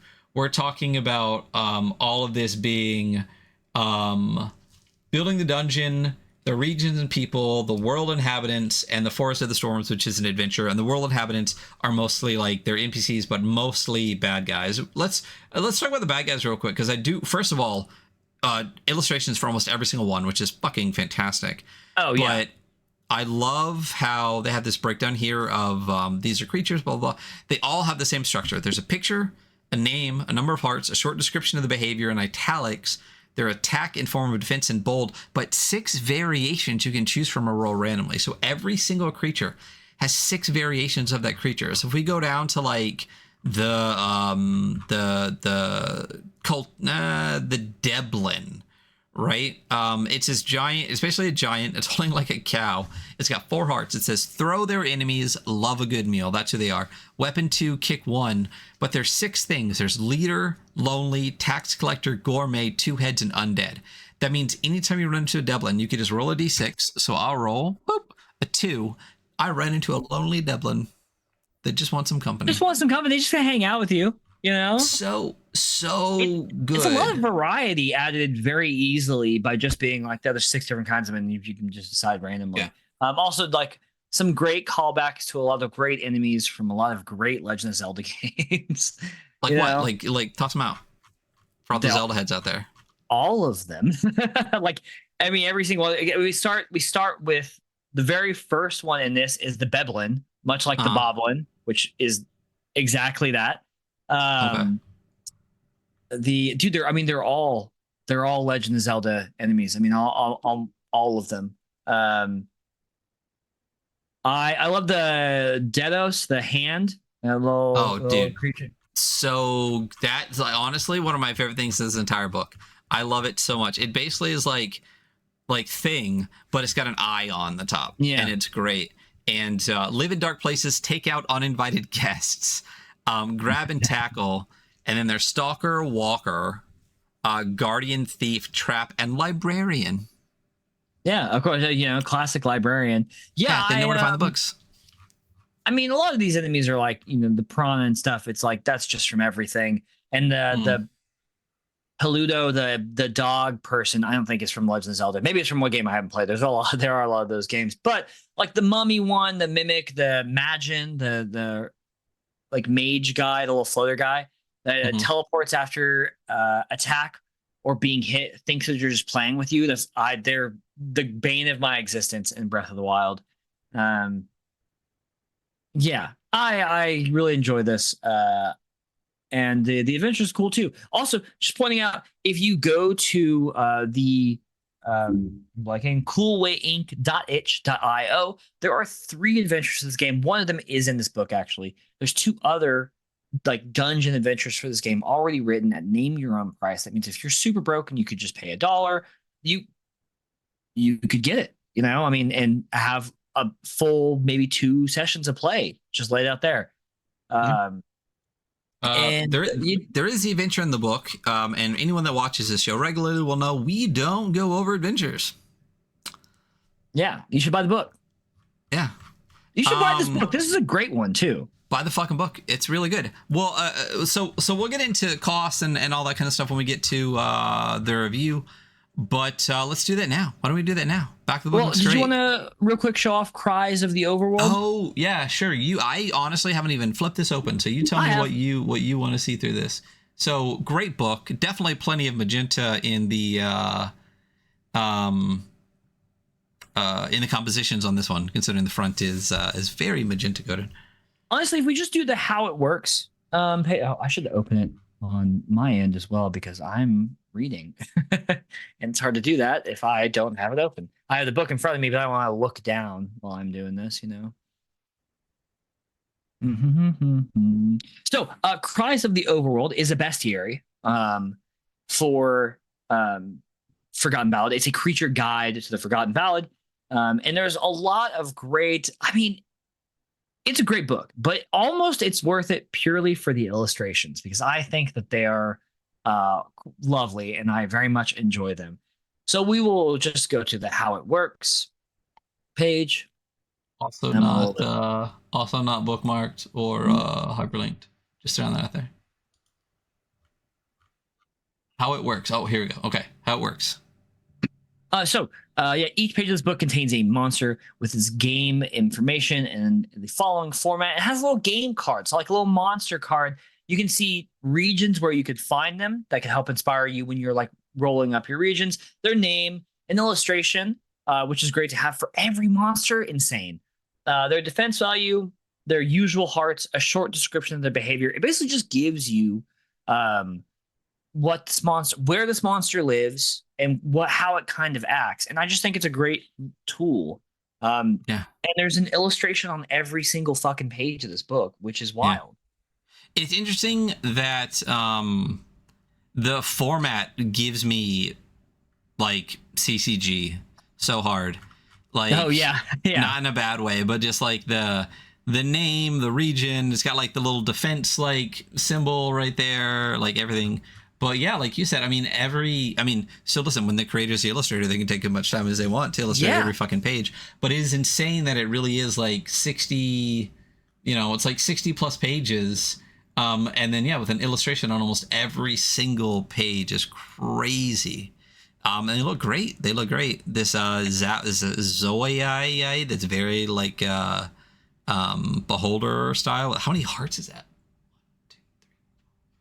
I'm scrolling down. Ooh, that's a lot of hearts. It's like 8 or 9 hearts. I stopped counting. I think one of my favorite ones in this though is on page 54. Oh, read the one you're reading. We'll talk about the one I'm doing. Well, no, it's just it's funny that I don't know if is this an evolution? The ZOIA, and then there's ZOIA with a tilde O, which is that like the grown up one? Oh, I don't know, maybe. Yeah, let's go. I like the one that's just a bundle of eyeballs, though. Oh yeah, the Vey ends. The vampire. Which one were you talking about? On page 54, classic one. Ooh, the shadow. Yeah, that's just it. Looks like a 2D silhouette of the heroes, slightly stronger. That's it. There's not even like anything else about it because it's just the shadows of the bad guy of the good guys. Yep, That's it's so just good. it's slightly stronger. Yeah, and I mean, there's just like simple text on all of them, like the thief, which is the next one. They'll never fight if they can choose. Yeah, I just think it's a useful tool. Helps flesh out your world if you're rolling stuff up, and it's just delightfully illustrated. I mean, that one point alone is like every page has an illustration on it is genuinely insane. And they're all good. They're all fantastic. They're I mean, the art all style, great. Yeah, the art style is really, really great. It really, I mean, it very much fits the world, you know. And I love the page right at the very end of like all of them, but like from like a nice camera angle where they're kind of like going over. It's got like the giant guy, the dragon, the bat, like the floating skull, the beblin, like just absolutely fantastic art all the way through. Yeah, it's Cries of the Overworld. Did you want to hop to the old Let's review it. Let's do it. So this is obviously a book. Is this obviously a book? It's almost 50 pages. Yeah, it's easily a book. It's yeah, literally a book. Pages. Hold it up for me. Yeah, Hold it up for me. Yeah. Is that a book? We can't do a zine score on literally a hardback book. You're right. It's just like 19 pages of the rules, you know. I mean, it's a 50-page book, though. You know, I mean, here's the thing: the world building is part of the game. You know what I mean? Like, that is true. There's so much world building parts to it. So, for those that don't know, we do quantify our terrible opinions with numbers. For books, we do up to 50 points. For zines, it's 3 metrics or 30 points. So the 5 metrics worth 10 points each. That we do for books are art and layout, which is basically it's all the visuals. So the layout visually, and the art that's in the book. The usability is things like digital tools, and if things are in like correct orders, in our opinion, and things like that. Rule set is if it's a new rule set, do we like it? If it's an adapted rule set, how well is it adapted? Originality is any of those things or more. Value is bang for your buck. It's not just what it costs, but also what you get with it. You know, third-party licensing, extra adventures, character sheets, digital tools, apps, whatever the fuck. Like when you pay, how much game do you get overall? So art and layout, first of all. So art and visual layout. What are your thoughts? I mean, the art's delightful. Delightful. That's a great word for it. Its book is nice to go through. I like the text. I like the fonts. I like the text colors. I think like layout wise, it looks great. I think there's a couple pages, 2 pages that could be centered, centered, but it's 2 pages. Or just a little graphic, just a little, or just a little splash art somewhere. There's a graphic on every single page of Cries to Overworld. I wouldn't mind it, just like a little harp sitting in grass in the bottom. You know, just literally anything. Yeah, I think pretty highly of the way this looks. You know, Mm-hmm. What are you? What are you thinking? Yeah, it's really nice. The art style is great all the way through. The layout is very readable. You know, again, those 2 pages are. I don't know. I mean, obviously, you know, they're pretty glaring in just that they're the only 2 that are like bottom centered with like basically a half page of blank above them. And there's so much illustration and graphics on like other pages. So it's an interesting choice there to do that as opposed to maybe throwing just 2 more small illustrations on. But it looks great. I mean, it doesn't like blow me away. The art, I think, does. The layout is, you know, relatively straightforward. I do like the consistent colors. I do like the green boxes. I do think that the layout itself lends to the style of the game. But yeah, what are you thinking? I'm thinking a strong 7. 7 is exactly where my mind went.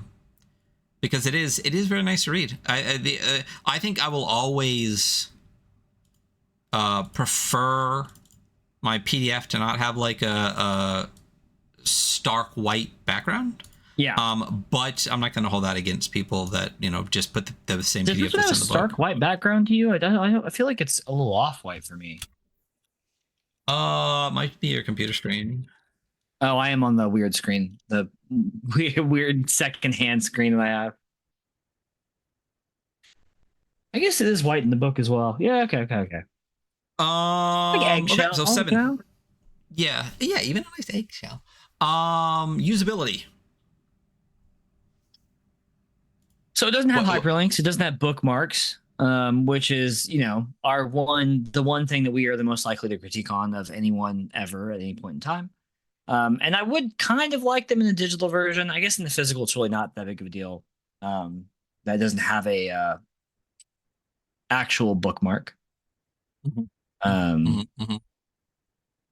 but yeah, I mean, it's pretty short. It's pretty usable. It has a first page rules reference, which is great, and we love to see that. What are you thinking? Tell me your opinion. Yeah, yeah. I mean, here's the thing. You know that we're gonna get you got to dock points off for literally having no digital tools whatsoever in Yes. 2024. Um, it's difficult. I mean, even just the hyperlinks. I mean, that to me that's like the bare minimum that a PF has to have. I mean, the bookmarks, things like that. Like, sure, that's great. I mean, one or the other, because bookmarks are basically hyperlinks because you can just click to it, right? But the hyperlinks would be better. Inline hyperlinks even better. I do think there, in my opinion, there are some usability situations here where like I do think there are a couple things where maybe it could have been flipped. I do agree that the enhanced spells might be after, but again, it's one page later, so it's not that big of a deal. Yeah. But we got to be I don't know if pedantic that and was big nitpicky, enough for me to count against it, you know? Yeah, no, it would just be if there was a number of those things, then maybe it would knock down overall. So, I mean, so a 5 is bang average. Right. Like, what about the usability of this gives it more than like? Do you have any? So 5s are like nothing good, nothing bad, kind of in the middle. I mean, To me, I think the first page rules reference is a great addition to it, and I think that does bump it just a touch. So I mean, I'm probably at about a 6 for it. yeah, I think a 6 would be good. I do think because at the end of the day, um, I mean, anything less than having any digital tools whatsoever should probably drop it below 5. But like considering how many we've read, that's not generally the Yeah, average. we'd be rating a lot of stuff really low. Yeah, we'd be reading a lot of stuff really low. So I do think the rules reference in the beginning is nice. I think that the actual reading of the book and like the headers and everything, it's spaced out really well. The way that they did all the tables for the world building, done really well. So yeah, 6 is great. Rule set. What are your thoughts? I love the rule set. So I mean, it's unfortunate that defense value isn't expounded upon a little bit more and laid out clear. But that's my only complaint, really, and that's just like I like the rules. I think they work well for what this is. I think it really reinforces that like you don't really need a sword. This isn't really about doing stuff with a sword. This is about solving problems, having adventures with the buds. Um, Yeah, I mean, again, this I is like a the you songs. game. Yeah, it's a very me game. I love the way the songs work. I also like that, frankly, they're so like lightweight.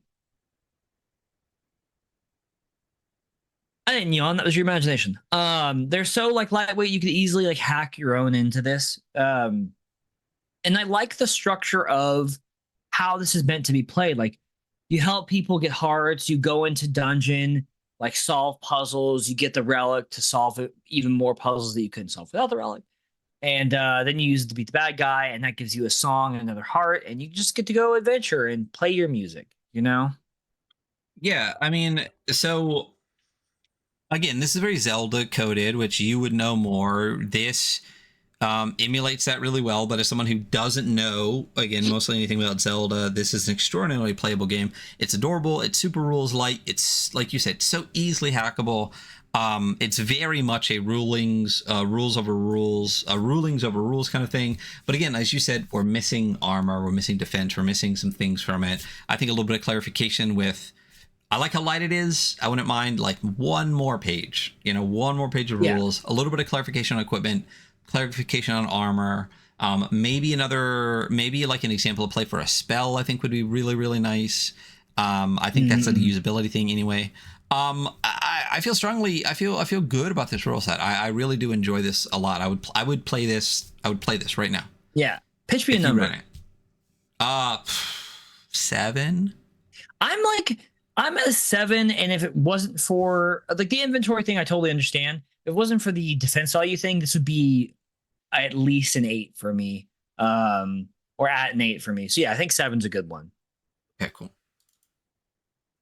So a little bit of errata would clean that up a bit. Yeah. And I'd read the Originality. errata, which I never do. So, Yeah. well, listen, when you publish a game and I get it, I'm playing that fucking game. If you release errata for it, I probably won't see it. Bro, okay, so can we just say out loud, like, if you're gonna publish a game, don't publish a physical version of the game of 1.2, and then by the time it gets to you, already be on like 1.5, 1.6. Like, it's already a different game than what I bought. I'm not gonna buy the physicals anymore if you constantly update the PDF after you've printed it. Just go through playtesting. This is not a comment about anyone that we know at all, by the way. No. It's definitely not comment about this game we're talking about right now, because it is not at all. Not at all. We're referencing something else. Yeah. Were we on originality yet? Where are we? Yes. Yeah, so it is, a Zelda emulation, but it doesn't stop there, and it doesn't need to be just that for you. Like, you could play this as your own thing, and it has its own distinct style and its own distinct vibe for it. Does it though? The more I read it and the more you talked about how much of it is exactly, you literally said the entire bestiary in the back is 90%. Yeah, I mean, it's not there's definitely a few monsters in there that are not from Legend of Zelda, but there's also a lot that there are. Vast majority more. So, like, I mean, this basically is Zelda the RPG, TTRPG. Yeah, so, I guess you're right. It is really, So as far as originality goes, and this is not a knock on that aspect of it at all, like, it does a really good job of being what it wants to be. Yes. But that doesn't necessarily read into the numbers that we're talking about here, which is why you don't take the overall number. You take the numbers that you want. If the rule set matters to you, look at rule set score. If originality for this isn't really going to matter for this, because the goal of it wasn't to be original. Yeah, it was to be emulated. Personally, for me, when I listen to our show and I want to know about a game, I just turned it off when we started giving numbers. Yeah, I mean, pitch number. I mean, again, this is a U based episode. I think this one's a 6 for me. Like, is it an emulation of a thing? Yeah, but I think the song magic system is cool. I think the tables for making dungeons, while the modality of making that gridded dungeon, I think is great and super useful if you were at a table in a different game and you're I just want to roll a dungeon real quick. Perfect. Make a 6x6 and just start rolling 2d6 till you color it in. Yeah, I think it bumps that to 6 for me. Yeah. Pretty easy. Yeah. Value. I mean, this is going to be fucking high. So you get, just for what exists, right? You have the Forgotten Ballad book. You have the Cries of the Overworld book, which is an entire 60-page bestiary with graphics on every fucking page. We already talked about the fact that there's 3 or 4. I think Fellipe in chat said that they put out a new adventure literally today. Kofu's Palace, was that one you saw before? Kofu's Palace, Inside the Manta Goddess, Forest of the Storms. Oh, I also wanted to say prior, the first thing I ever saw from the creator was From the Mud, which is this tiny little, I can't remember the name of the zines where you open it up into a different way. This tiny little fantastic little cairn hack, this mini zine cairn hack. I love it so much. It's almost always sitting here, but half my shit's off my shelves now. Absolutely fantastic little zine. It's $1 on itch. That's the first time I interacted or I found this creator at all. Fantastic. What's owing so now? I think Fire on the Sacred Tree was released today, because I didn't see it before. Is that the one? Updated 38 minutes ago. Yep. Boom. I didn't even see it before we started this episode. So get it now. There's another adventure out now. Yeah. I don't know. With the kind of roll tables it has and the amount of them, there's just such an endless amount of stuff that you could do. And it'd be so easy to recolor these roll tables to continue forward in another world or dimension. If you want the physical copy of this game, it is $39, comes with the PDF, which I think is fine. That is on, I just clicked off. It's Bloat Games, I think. Yeah, Eric Bloat does a lot of. I think he. I don't know if he did Forgotten Ballad, but I know that he was with Cries of the Overworld. Yeah, so I found it on Bloat Games for $39, which is cool. 39 is a little expensive for a 50-page book. Right. On itch, the PDF is $12. Completely reasonable. Which is I would say is more than reasonable. Huh. Yeah, Oh, the graphic on itch is animated. It like blinks. It like it glints off the gold, and then like leaves fall down. I fucking love that. That's great. Well, Cries of the Overworld's only $7 on itch. really. Yeah. So, So you can get the PDFs of both for less than $20. Yeah, crazy. Yeah. And then you can get a bunch of adventures for name your own price, which pay what you want. Yeah. Pay authors. But like, but if you're broke, if you were there you super go. broke, yeah. Yeah, but you get a game, you get an adventure in the book, you get 4 more theoretically from the page. You can get PDFs of both for under $20. You can get the book itself for $40 plus PDF. I mean, to me, that is a little expensive for a book that small.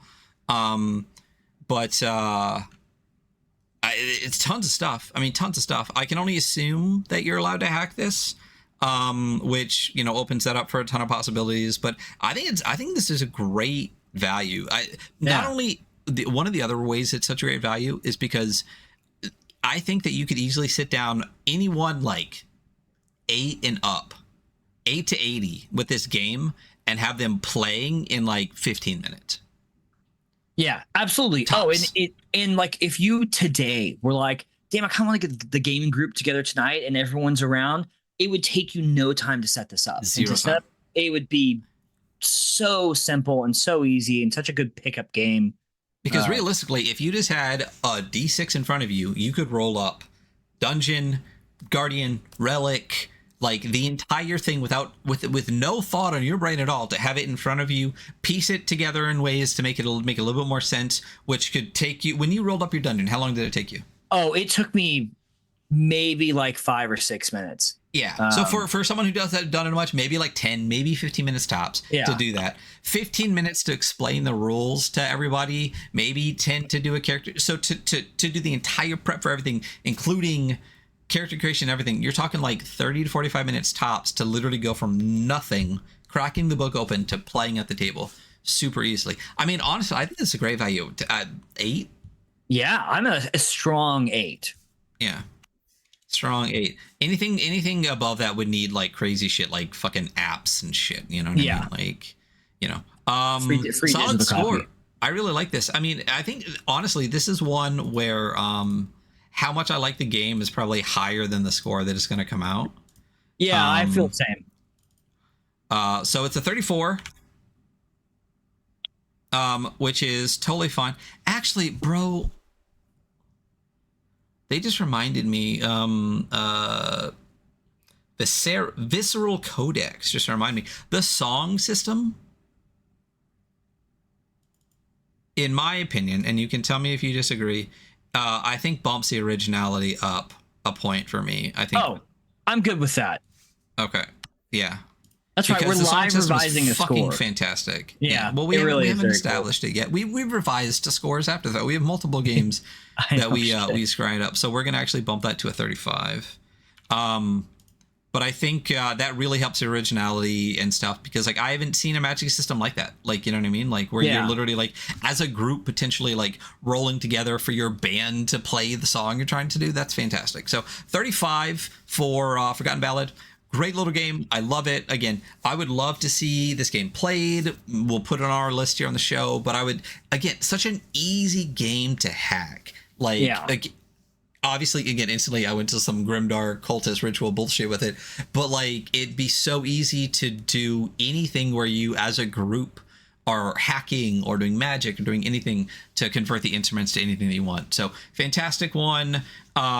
Hunter, great suggestion. We do have another Zelda style game we're gonna do in the next 2 weeks. We do want to shout out the Fellipe Silva, the illustrator, creator, writer, everything of this game, that has been in chat with us, helping us clarify some things. Really appreciate you being here. Appreciate you making this game. It is great. We really enjoy it. And again, amazing game. A good chance you'll see it here on the show again sometime in the future. So really appreciate that. Last words, Zelda, Link. You? Yeah. Hey guys, how does it go? Hey, listen. There you go. Hey, listen. Bye. Bye.